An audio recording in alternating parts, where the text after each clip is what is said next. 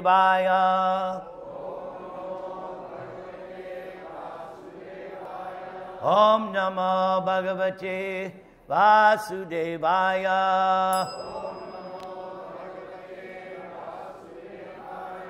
Om Namo Bhagavate Vasudevaya.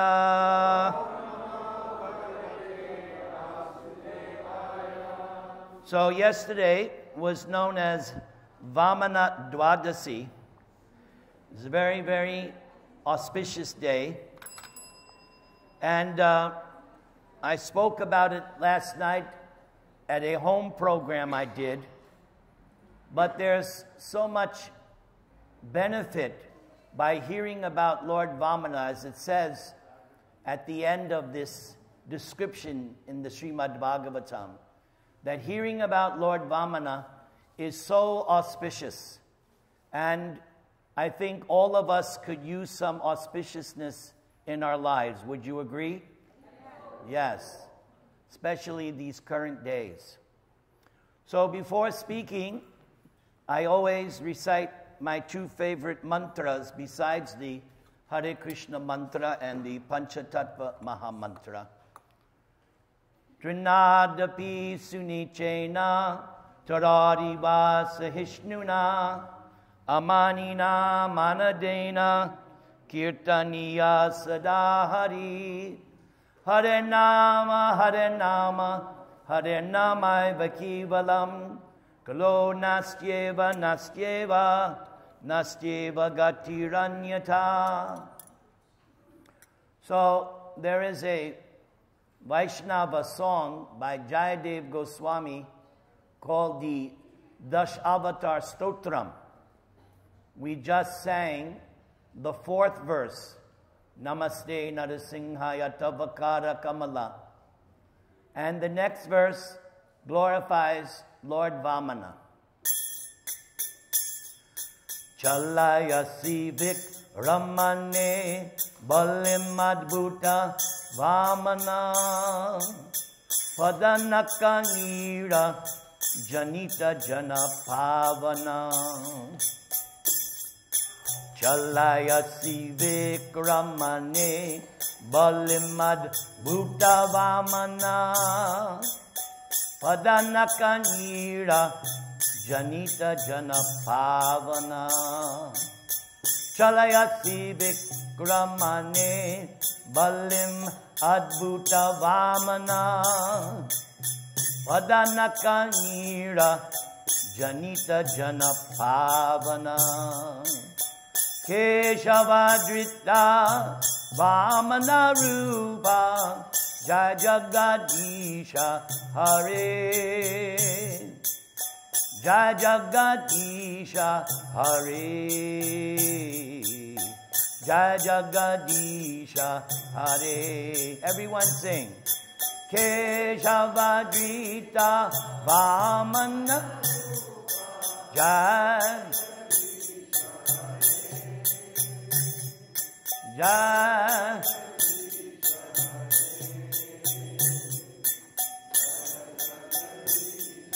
Now listen carefully, I'm changing one word. Keshavadrita Upendra Rupa Jaya Jagadisha Hare Jaya Jagadisha Hare Jaya Jagadisha Hare. Keshava Upendra Rupa.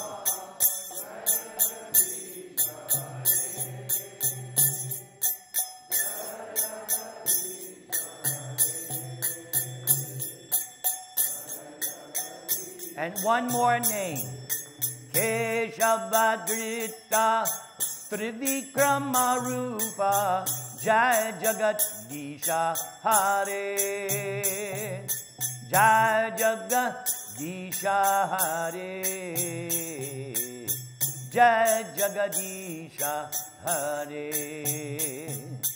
Keshavadrita Trivikrama Rupa Jaya Jagadisha Hare Jaya Jagadisha Isha Hare, Jai Jagadisha Hare, Jai Jagadish, Jai Jagadish, Jai Jagadisha Hare, Jai Jagadish, Jai Jagadish, Jai Jagadisha Hare. One more time.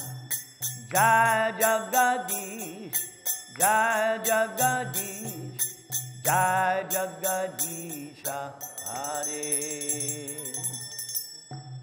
So the narration of the pastime of Lord Vamana is in the 8th canto with chapters 15 through 23.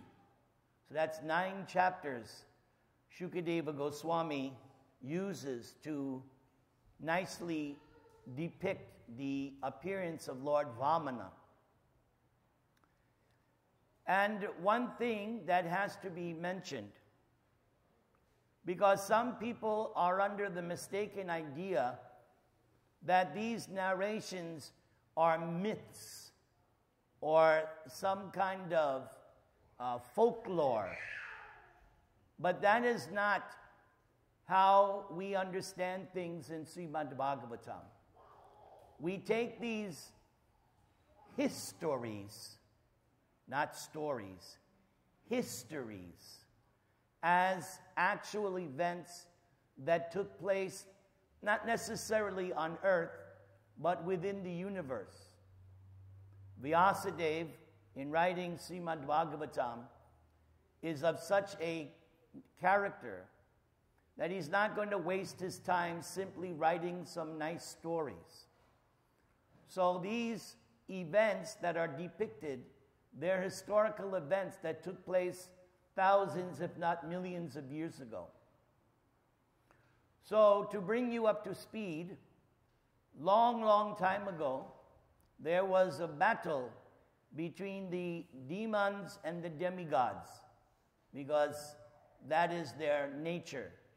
They don't get along. And they're always vying for supremacy, rulership. So once there was a war after the churning of the ocean of milk, because Lord Vishnu appeared as the most beautiful woman, Mohini Murti. And although the demons had snatched the nectar of immortality, Mohini Murti bewildered them and told the demons, wait, let's give a little bit to the demigods, just to pacify them, just a little taste, and we will enjoy most. But Mohini Murti had no intention of giving the nectar to the demons. So she was distributing the nectar to all the demigods, one after another. The demons were waiting patiently, till finally one demon, Rahu, dressed himself up to look like a demigod, sat between the sun and the moon, and Mohini Murti, because she's Vishnu, she's God, she understood, this is Rahu, but I'm going to show the effects of this nectar. So she allowed him to drink the nectar, but before it could go down the throat, she cut off his head with her Shudarshan Chakra, because she's Vishnu, appearing as a beautiful woman. So the head, because it touched the nectar, it remained alive, and the body, it died. So after this, the demons could realize we have been cheated. And so there was a war on the shore of the ocean of milk, and the demigods became victorious. And many demons died in the battle. But the demons have a spiritual master. Just see. So what is your excuse for not having a spiritual master? Even the demons have enough intelligence to have a spiritual master, Shukra Acharya. He is mentioned in Bhagavad Gita as Ushana, Kavi. He is a Brahman, very powerful, but his employment, he is the guru of all the demons. So this Shukracharya brought all the demons back to life. Hey, what do you think if Shukracharya was on the planet now? There'd be a line of people, save me, save me. Unfortunately, Shukracharya is not coming. Don't hold your breath. So all the demons were brought back to life, and their king, Bali, naturally was very much indebted. If someone brings you back to life, you're going to be very indebted to that person. So, Shukracharya engaged the demons, especially Bali, in worshiping the Brahmins and engaging in sacrifices. And because they followed the instructions of Shukracharya, the demons became super powerful. And Prabhupada makes a comment that we all have a certain amount of power or strength. But when you get the blessings of the spiritual master, you become super powerful. So therefore, there's one lesson to take home. Get the blessings of your spiritual master and become super powerful. Prabhupada got the blessings of his spiritual master, who got the blessings of Srila Bhaktivinoda Thakur. Bhaktivinoda Thakur had a vision.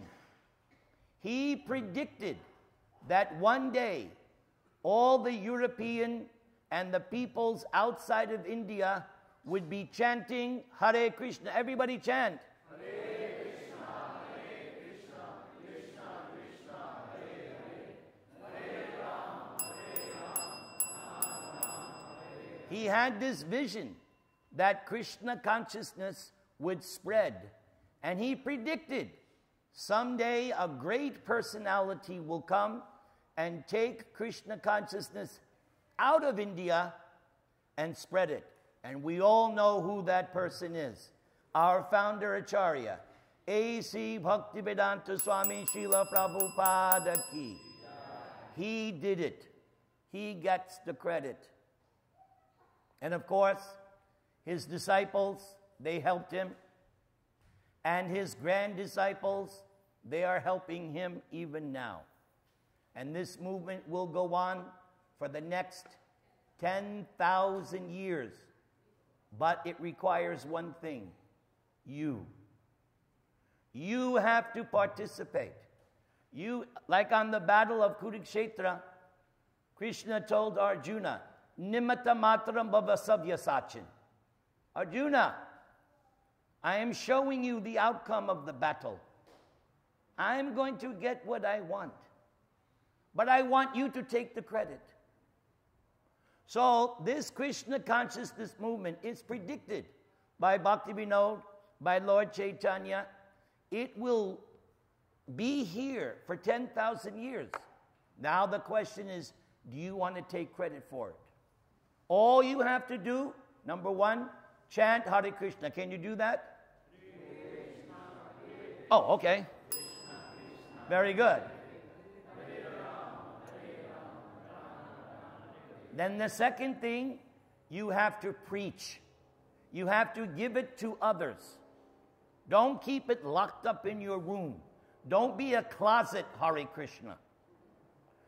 Give it to others. Distribute it. That's Lord Chaitanya's order. Distribute this Krishna consciousness and you'll become glorious. You'll become blessed. Those are the two things. Chant Hare Krishna yourself and give it in any way you can. Okay. So, the demons have become so powerful by the blessings of Shukracharya. So, in the heavenly planets, Indra is sitting on his throne, and one day he looks out and he sees his whole city is surrounded by thousands and thousands of demons. He's surrounded. What to do?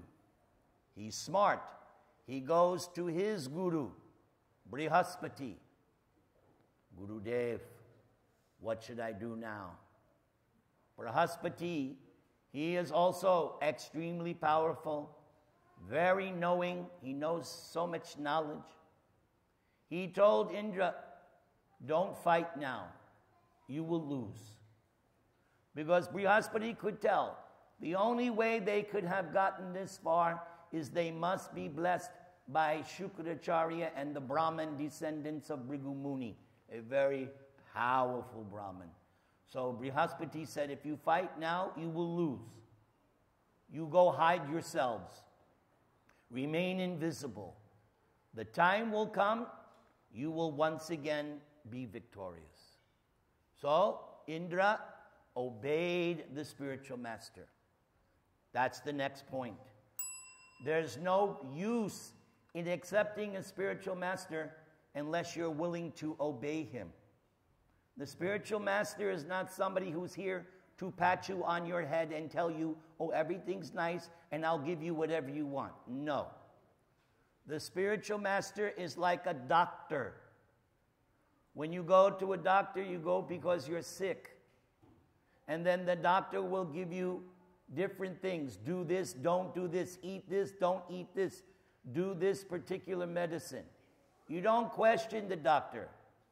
You have faith in the doctor. Otherwise, why would you spend the money? Because doctors are not free and cheap. Any doctors in the house? I don't want to offend anybody. But the fact remains, they don't come cheap. Doctors and lawyers, money, money, money, sweeter than honey. So you go to a guru and you have to be prepared to follow his instructions. So the demigods did that. They gave up their posts and hid themselves, remained invisible. Bali Maharaj is now sitting on the throne of Indra. The demons are now in control of the heavenly planets and the universe. The Brahmins then go to Bali and say, Bali, if you want to sit and remain on this throne, then you must do the same thing Indra did. Indra performed 100 horse sacrifices. You have to do the same. We will help you. We will assist you. So, meanwhile, the demigods have a mother, Aditi. And like all good mothers, she's very distraught about the situation of her sons, as any mother would be. Mother wants children to always be flourishing. Right, mothers? You don't want to see your children, you always want to see your children happy, successful. So Aditi is very disturbed, very distraught. Her husband had been away for some time, performing austerities. He was in trance. He came back, he saw his ashram, and he saw things do not look right. This ashram, something is wrong. He questioned his wife, what is wrong? And she explained, how I can be happy when my sons have been kicked out of their residences and they have to now live incognito, hiding themselves. How I can be happy. So Aditi accepted Kashyapa not only as her husband, but as her guru. Now the men like me now, huh? You men, to see, huh? So you're going to go to your wife. You accept me as your guru? And ladies, what you tell them, do you act like a guru? See, it works both ways. So, Kashyapa was amazed that how deep family affection is there in the conditioned soul. Family affection is so deep. In one place, when Krishna is speaking to Uddhava, Krishna points out, if somebody can transcend this family affection and become completely surrendered to Krishna, Krishna says that person is very special. Because family affection Very, very deeply rooted. So Kasyapa was amazed. But any husband knows, happy wife, happy life. No happy wife, no happy life. Am I right? Yes. Don't, come on, you know it's true. So, she asked him what I can do so that my sons can be reinstated.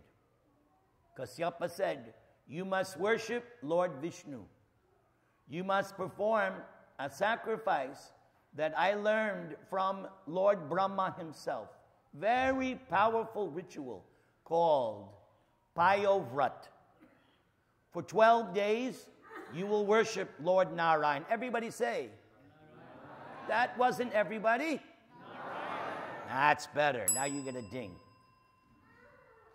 So for 12 days, you will worship Narayan, and you will eat only by drinking milk. So Aditi strictly followed her husband, who acted as his spiritual master. Again, the same point. If you want success, you have to strictly follow the spiritual master. There can be no deviation. In our movement, Prabhupada gave very simple instructions. Chant how much Hare Krishna every day? 16 what? That's 16 times 108. That's 1,728 Hare Krishna mantras minimum. That's the dosage. It's like you take a medicine. This Hare Krishna mantra is aushadhi. It is an herbal, mystic remedy, spiritual.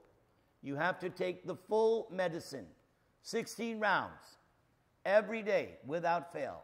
And strictly follow 4 regulative principles, not 3 or 3.5, but 4. No illicit sex, no intoxication, no meat eating, and no gambling. You do that, you follow Srila Prabhupada's basic formula, you can go back to home, back to Godhead in this lifetime. Who accepts that? Who believes that? Jai.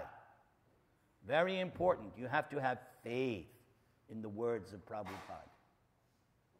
Okay. So Aditi did this. And after the 12 days, Lord Narayan appeared to her. Just see, I have been chanting for over 40 years. Still Krishna has not appeared. So that means what? Should I stop chanting? What should I do? That's right. Even if it takes 400 lifetimes, I must not give up. Okay.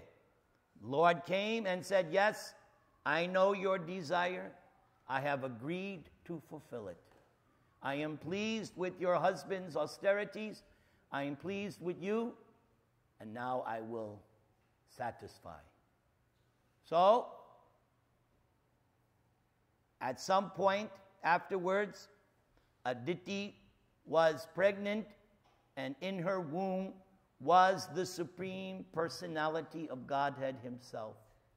Lord Brahma came and offered prayers to the Lord in her womb.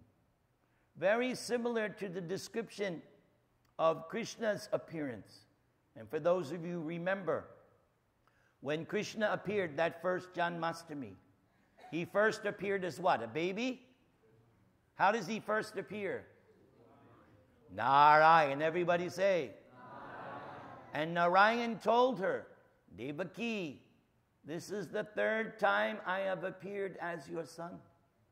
In your previous birth, you were Aditi and Kasyapa, and I was your son, Vamana-katha. And that's who we're talking about. So this was the 2nd appearance. 2nd time he became. So, at the auspicious day, Dwadasi, the day after Ekadasi, at noontime, Lord Narayan appeared from Aditi's womb. He appeared in his 4-handed Narayan form, and then by transcendental potency, he changed his form to look like a dwarf Brahman boy. And therefore his name is Vamana. Everybody can say. Vamana. So at that time, all the demigods appeared and they worshipped him and gave him different items. And he got his first, because he's a brahmachari. Brahmacharis go out to beg. So he got his first donation. I think it was from Kuvera, naturally. He's the treasurer of the demigods, so it'd be proper for him to give the first donation. He got so many items, and then he immediately left. And he went to where Bali Maharaj was engaging in a sacrifice under the order of Shukracharya. Now this Bali Maharaj comes from a great family. His father, Virochan, was also famous. And his father was the great Prahlad Maharaj, as you see in the picture. Prahlad Maharaj, great pure devotee of the Lord. So when Vamana appeared, he was very, very beautiful. And Bali Maharaj was immediately attracted by Vamana. Why? Because although Bali Maharaj is the king of the demons, inside his heart, he's actually devotee. He's naturally attracted to Vishnu. But he's the king of the demons, he has to play that role. So, he's doing the sacrifice, and at this point of the sacrifice, it's customary, the Grihastha will give some donation. So Bali Maharaj is very happy. Vamana comes and he says he knows, Bali, I know your ancestry. I know that your forefather, that was the great Hiranyaksha and Hiranyakashipu.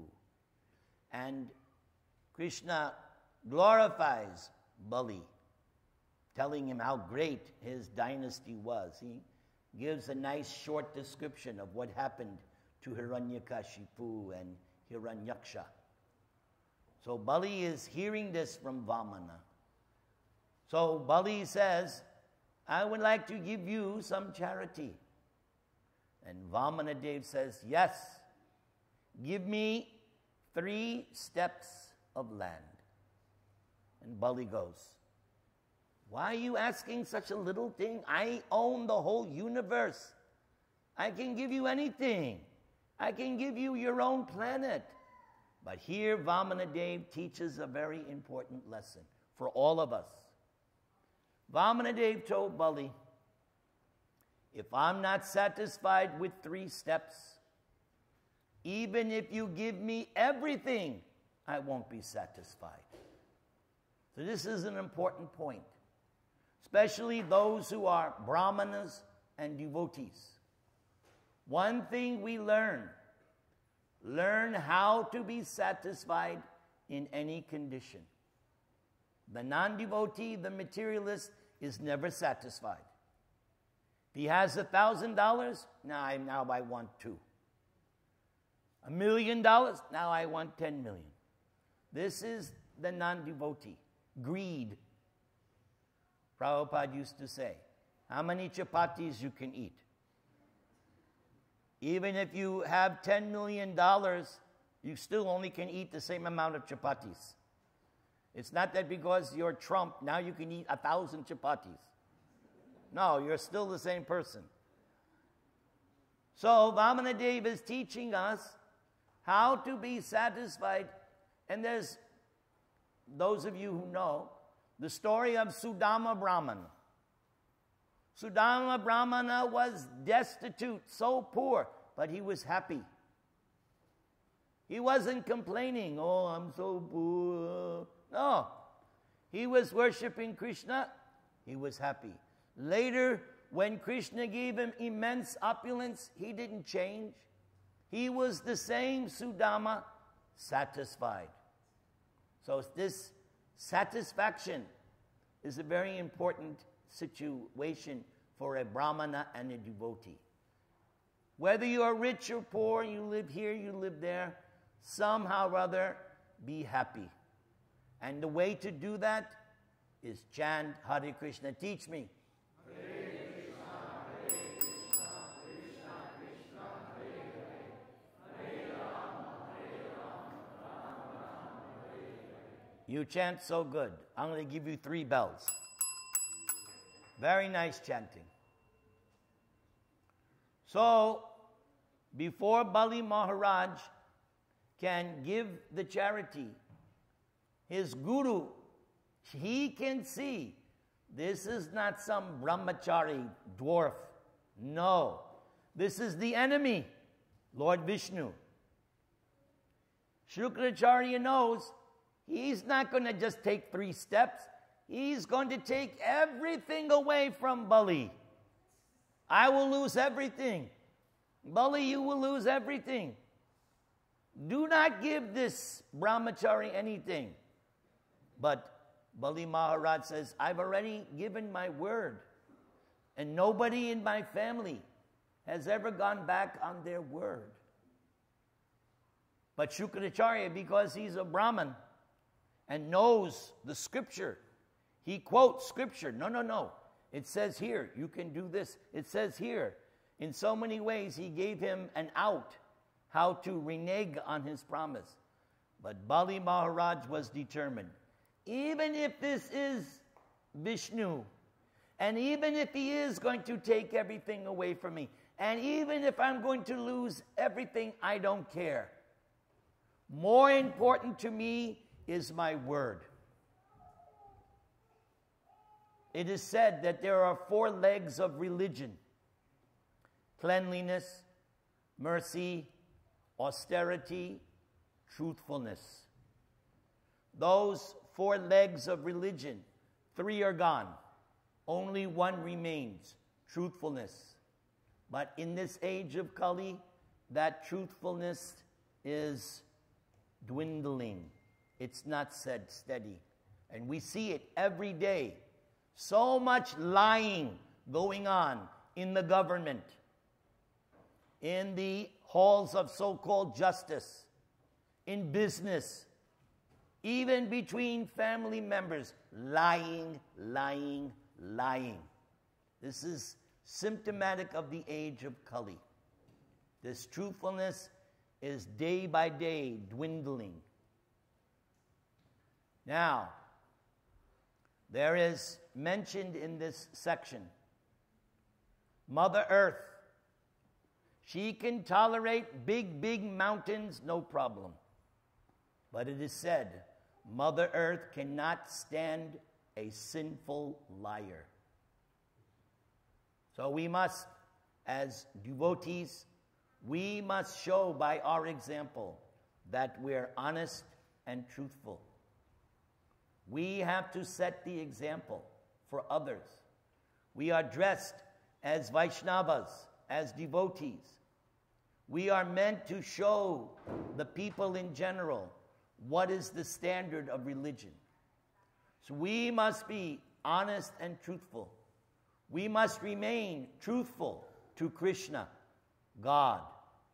We must be honest amongst ourselves. And we must speak the truth. What is the truth? Krishna is God. And every one of us is Krishna's servant. Everyone who agrees with that, say, Hare Krishna. Hare Krishna. Good. You're in the right building. Very good. Very good. We must not hesitate. When the time comes to speak the truth, we must do that. Prabhupada expects that of us. Speak the truth. It can be spoken palatably, just like I'm doing, right? Am I speaking palatably? No? I don't know unless you tell me. I guess not. That's all right. Too bad. You're stuck with me. Anyway, Bali Maharaj rejected his guru.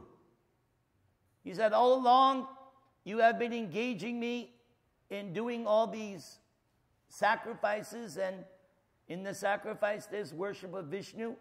If, as you say, Vishnu has now come, why all of a sudden now I'm not going to serve him? What is this? So rightfully, Bali Maharaj rejected his guru.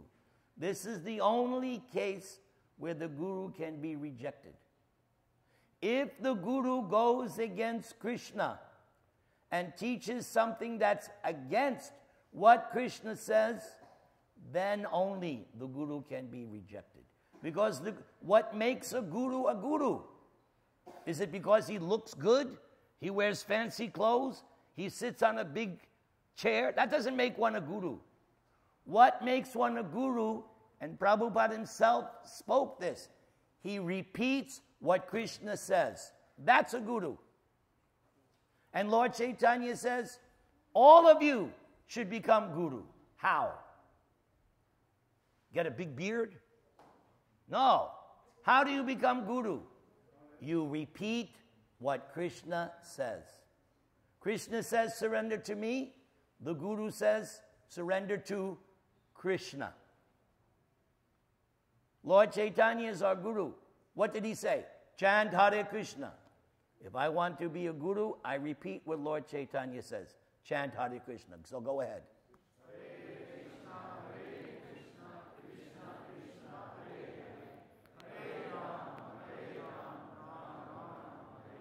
So Bali Maharaj rejected his guru.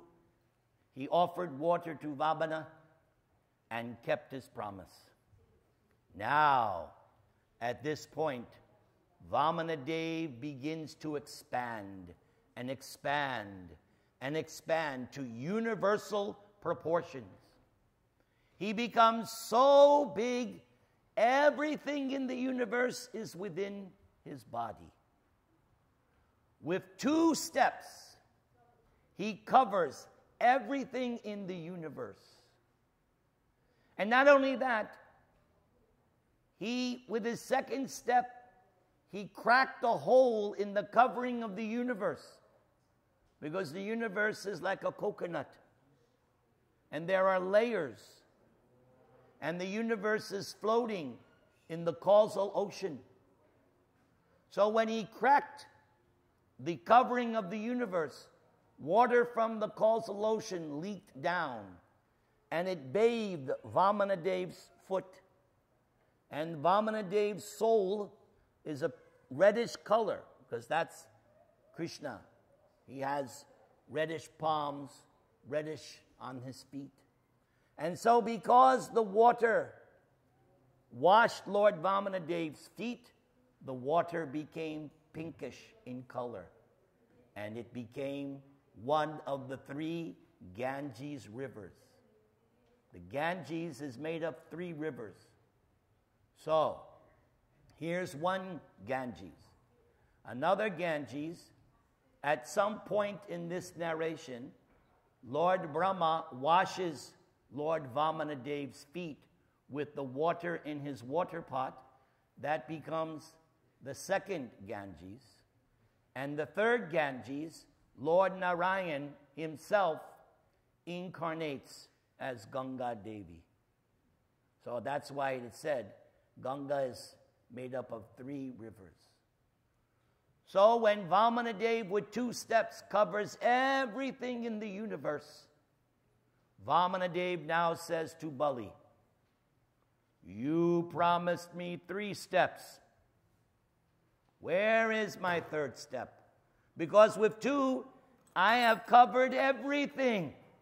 You will not be able to give me my 3rd step, because with 2, I've taken everything. As you can see, Krishna is very economic. He only needed 2 steps to take everything. So Vamana Dev told Bali, because you have not kept your word, I have to arrest you. And I have to punish you. Bali Maharaj did not protest. And his soldiers came, because they said, we're being cheated. Who is this brahmachari? He has cheated our master. He is acting irreligiously. And Bali said, no, don't fight, don't. But they didn't listen. They didn't listen. So, the associates of Lord Vamana-Dev, they came and easily defeated all the demons and sent them down to the lower part of the universe where they belong.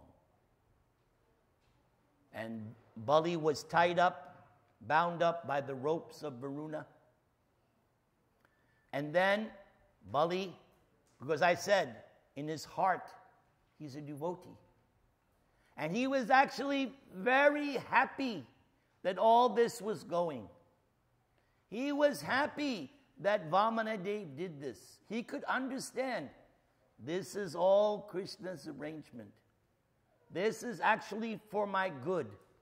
Just see Bali's mentality. He has lost everything, and he's taking it as Krishna's blessing. This is not so easy to emulate. Not that every one of us is on that stature, that we lose everything and we're happy and we still say Hari Bol. Not so easy to do. But Bali, he appreciates. So Bali says to Lord Vamana, wait, I still have my head. Place your third lotus foot on my head. And in another place, Prabhupada comments on this. When Prabhupada is commenting on the verse that we chanted, Chalayasi Vikramani, he comments. He said, by that action, Bali purchased the Lord. By that, and Bali, we have, in our movement, we have 9 processes of devotional service. You're doing the first one now, hearing. I'm doing hearing and chanting. I'm doing double. But when you chant Hare Krishna, then you're doing double. And you did Hare Krishna great today. One more time. Hare Krishna, Krishna Krishna, Hare Hare.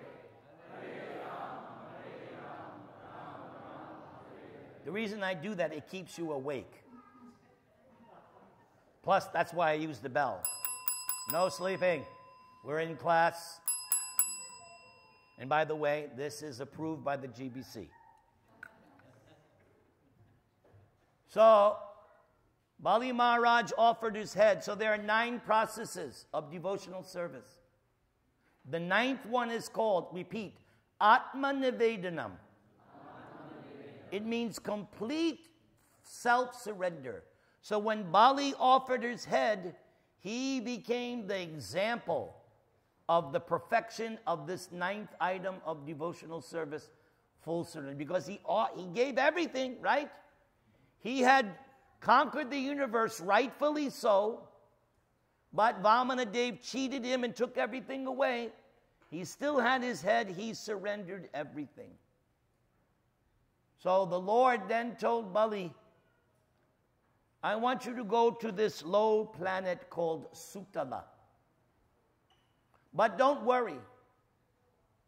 Although I am sending you there, I will be there as your doorkeeper. Who would like to have Krishna as their doorkeeper? Yeah, every hand should be up. It's all right. But you got to be like Bali. You have to fully surrender. So, Lord Vamana is Bali's doorkeeper. And later on, when the demon Ravana came to attack Bali, Vamana-Dev became the original soccer player. He kicked Ravana. Go back to where he kicked them like a soccer ball. Go back. So he kept his promise. He protected Bali. And not only that, the Lord said, since I have taken everything away from you, in the next era, when there's a new Indra, that next Indra will be you. So what did Bali lose? And not only that, the planet that he was sent, Sutala, is a special planet. It's actually more opulent than the kingdom of heaven. It's arranged by Krishna. So although he gave everything, seemingly lost everything, he became even more successful than Indra.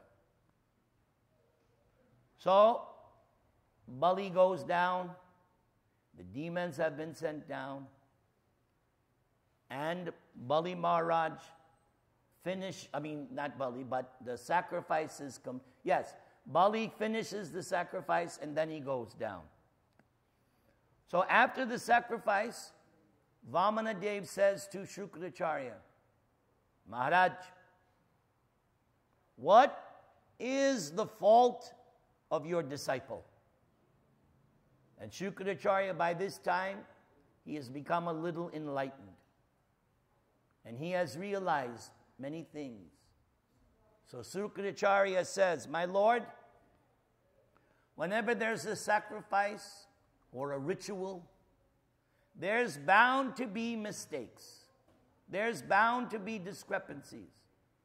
Whether time, place, paraphernalia, invocations, mantras, tantras, there's bound to be some mistake. But Shukracharya admitted, but when the holy name of your Lordship is chanted, everything becomes faultless. So please, that's my parting words.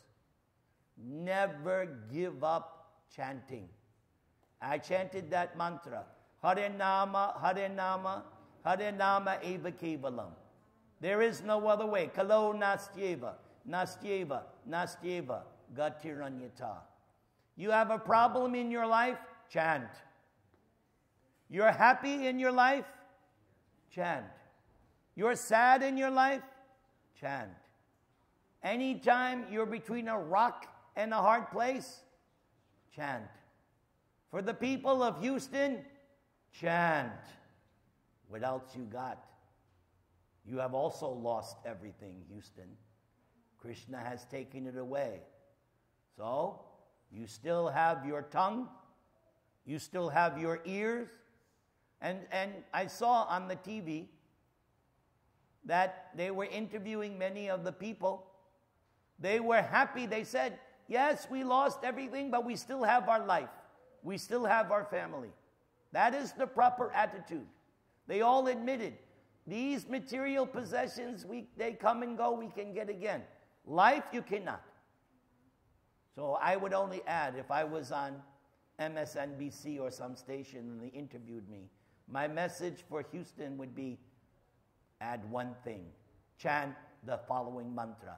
Hare Krishna, Hare Krishna, Krishna Krishna, Hare Hare, Hare Rama, Hare Rama, Rama Rama, Hare Hare. Everybody.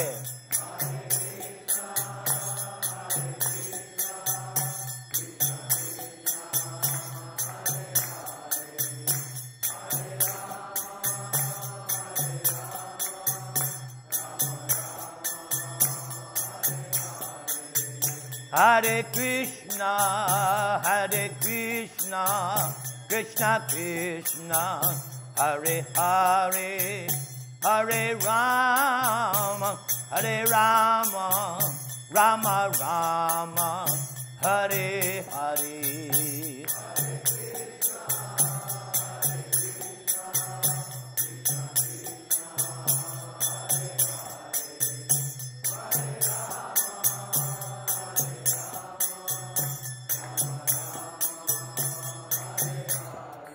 One thing, Krishna I just got a text message from Krishna. And he reminded me of something. That in the 5th canto, Shukadeva Goswami gives his purport of the whole Vamana Leela avatar. And he makes a point that we should not think that Bali would get to be the king of heaven in the next millennium, or that he lost all his opulence and this and that, all because of surrendering to Krishna. No. Bali Maharaj's only desire was to have pure devotion for the Lord. He had no material intention. Even though he was sent to that Sutala planet, and as I said, he got material enjoyment better than the King of Heaven, that was not his intention. He did everything simply so that he could develop pure love of God.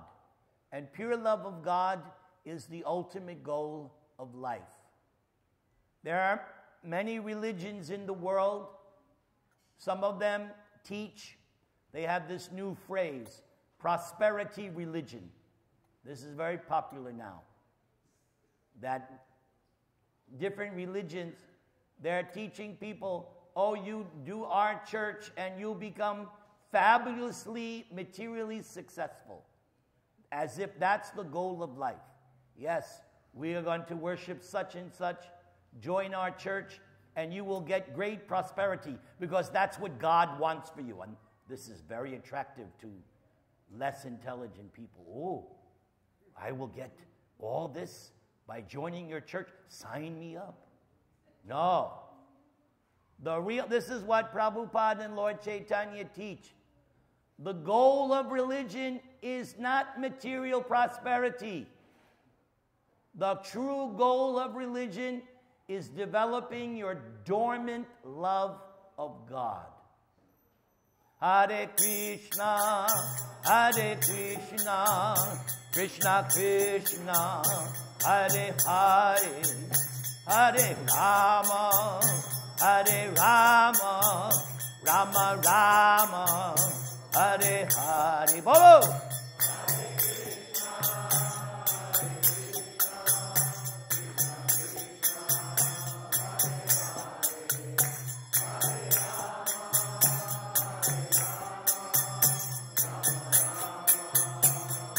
Everybody, one more time.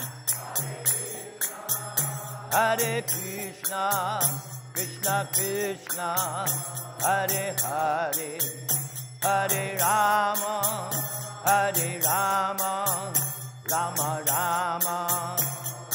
Last time, everyone.